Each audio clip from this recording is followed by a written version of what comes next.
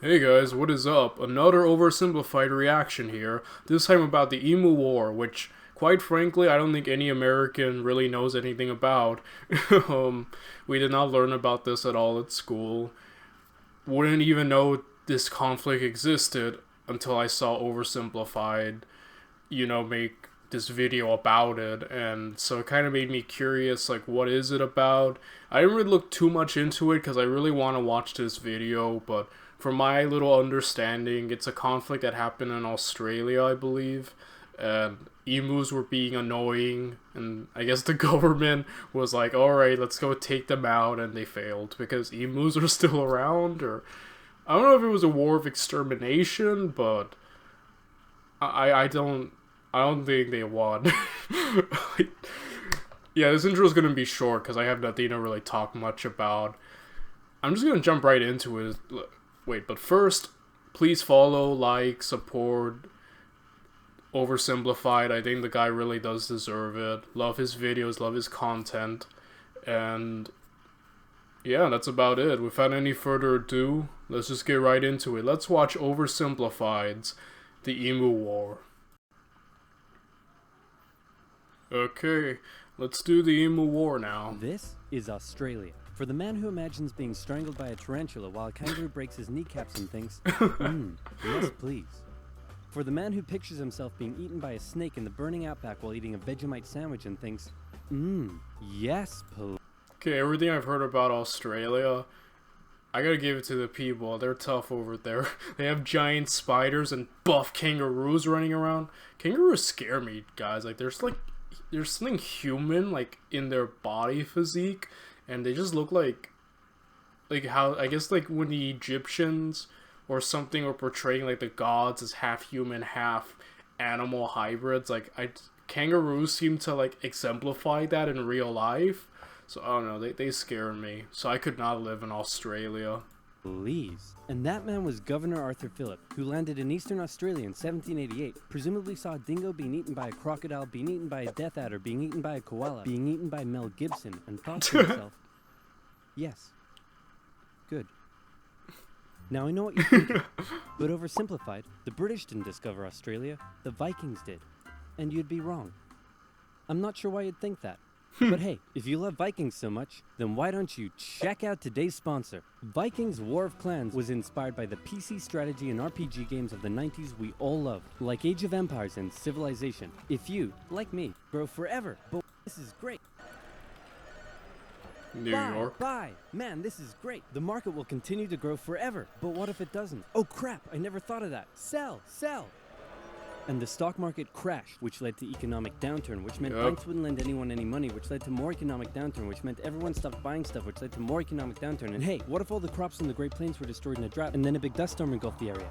That's right, more economic downturn. And in an effort to combat the crisis, America began imposing tariffs on foreign imports, which made the economic downturn go global, and the earth got really depressed.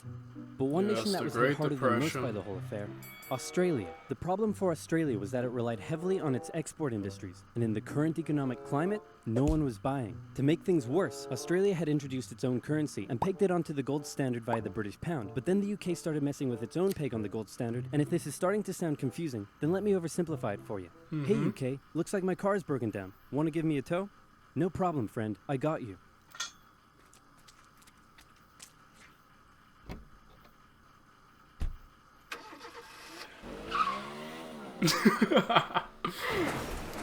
That's one way to put it, sure. More economic downturn. Spectrum Mobile is giving you one free mobile line when you buy one unlimited line for $29.99. So I can get...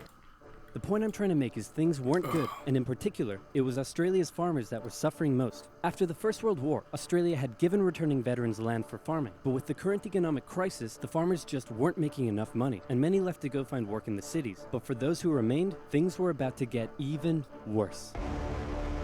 The emus. Before we get into that, it's time for some cultural exchange. My national bird is the bald eagle. It's a strong patriotic symbol of America and a deeply valued and protected species. My national bird is the peafowl. It's a beautiful creature whose vivid colors represent India, so we list it as a protected species. My national bird is the emu, and it's a pest. Also bloody delicious. Emus. 6 feet tall, Never had a 90 to emu. 120 pounds, and able to run at speeds up to 40 miles per hour, usually return to the coast after their breeding season. But suddenly they found Western Australia full of lush, wet farmland. Oh my, look at all this delicious wheat that just so happens to be growing here in large quantities. Hey guys, get a load of this. You know? Oh my, Oh, look wow. at all this Oh, delicious yeah. wheat that just so happens to Oh yeah, that's really good. Oh yeah, every day. Hey, who left this big hole in the fence? Guys, get a load of this. Oh wow. Oh no.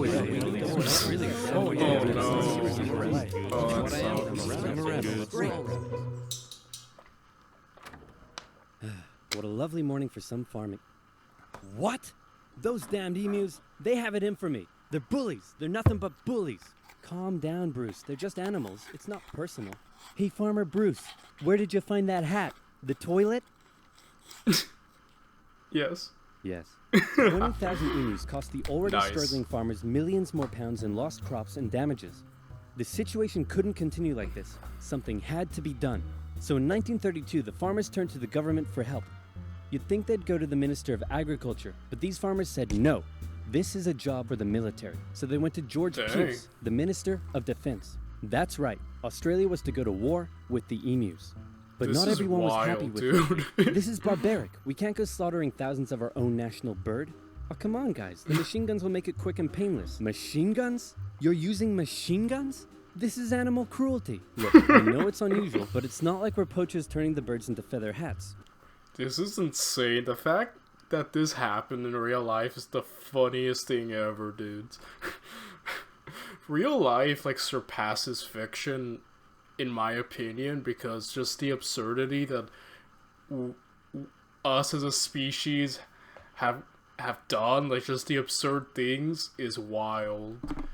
Oh boy. Think of the benefits. It'll be good target practice for our boys. The government can show it took action. Plus, I can get myself a nice new feather hat. Did I say feather hat? I meant I want to gather chat with you about getting you all some nice new feather hats. Did I say feather hats? I meant I want to wage terror at these emus and turn them all into feather hats. Damn it. Of course, Pierce first made the farmers sign an agreement saying that they would pay for the whole thing and that Pierce wouldn't take any of the blame if the operation, that was clearly very stupid, turned out to indeed be stupid. And the Why would operation anyone went sign ahead. that? Major GPW Meredith and his men were sent with 2 Lewis machine guns to hunt down and take out the evil emu population in Western Australia. Target spotted. Well, was it an emu? No, sir. It's an emo. Damn it, Jones. Learn your vowels. I'm sorry. Okay, it looks like the humans are coming for us. But check this out. I've come my up with an gosh. amazing plan. See if you can follow me here, okay? When they come, we run approach, away? We run away. It served Napoleon's enemies well, so it'll serve the emus well as well. Sir, you're a genius. Pierce sent a camera crew along with the machine gunners to capture some good old propaganda for the government. And the first battle took place in November at Campion. The men spotted a mob of emus from a distance, so they set up their guns and opened fire. The emus split up into smaller groups and ran in every direction. The men were only able to kill what they called a number of birds, but the vast majority got away. Dang. Cut! Ready to refresh your style with Stitch Fix? First, They tell were us how you so like your clothes to confident fit. they actually started Colors you filming, like? right? That's wild. Surprisingly, many of the emus were able to take multiple bullets, but still run at full speed to safety, causing Meredith to compare them to tanks, saying if we had a military division with the bullet-carrying capacity of these birds, it would face any army in the world. Okay, Shit, though. we need to get closer. No, you idiots, not to me, to the emus. Oh, sorry. No. I like it.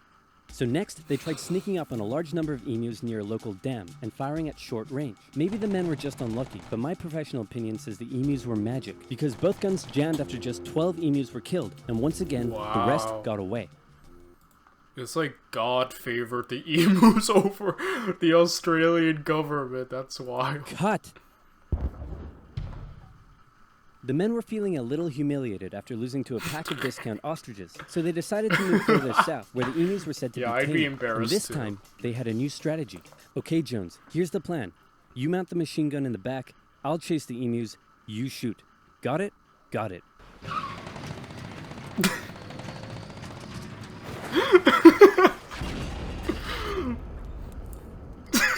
shove that camera up your... The operation was a fiasco, and the press had a field day. In Parliament, Pierce was lambasted, and an opposition party member suggested that medals should be handed out to the emus, who had won every round so far. Pierce, feeling quite humiliated, called the operation off, but 4 days later the farmers approached again and said, "Hey man, the emus are still eating all our crops. Can you send the army back out here?" And Pierce was like, "Yeah, okay." So the operation was back on for round 2. And this time Meredith and his men had learned the emus' guerrilla tactics, and were much more successful, with reports suggesting the men were cutting down 300 emus every week. I hope you boys are getting great footage of this. What on earth are you filming? Despite the success, the media had lost interest in the whole thing. But with 1,000 emus killed, Pierce finally ended the operation and returned to Parliament declaring victory for the humans. So there were 20,000 emus out there destroying crops, and you've killed 1,000. Meaning there's still 19,000 emus out there. Yep. And in addition, you've burned through 10,000 rounds of ammunition.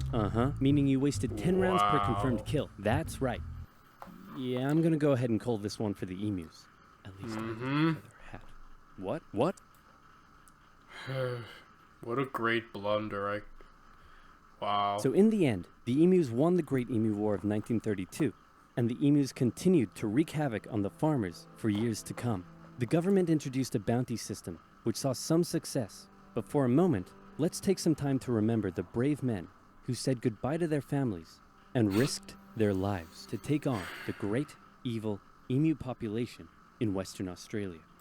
You know, there's a lot of wars that with so many wars in the course of human history where brave veterans returned and were scarred because of what they witnessed, the atrocities of war. And some people might say the Vietnam War was probably the most traumatizing for soldiers, or maybe World War II, or maybe some would say all of them. But in my personal opinion, this was the most traumatizing war. Okay, I can't do this. But yeah, the veterans of the Emu War telling war stories. Oh man, that's wild. I hate war, but if I had to pick a war to be involved, probably this one. Probably on the side of the emus though. Oh man. But even more importantly, let's think of the friends they made, the bond they created, and the memories they shared. Take me home to golden fields and sights of days gone by. It's where the heart lies with stories on. Hey, guys, I solved the emu crisis. Really? How? I just made some better fences. Oh my gosh. So I guess, in a way, humans won at the end. So, hooray. Oh boy. So, that was a fun little war to learn about. Man, the emus, man. Who knew they were so awesome, right? Like, very resilient. And, this is the funniest little... I think that might be the funniest war in history. I can't think of any others, but feel free to let me know if there's anything more hilarious than that. I'm sorry, I just can't get it out of my head. Like, this is so funny. This is so stupid, but, like, in the best way possible. Oh man, that might be the funniest oversimplified video, just because the concept, just the whole history surrounding this is so absurd, but to the most funniest. Okay, I'm gonna stop this video. Thank you everyone for watching, and goodbye.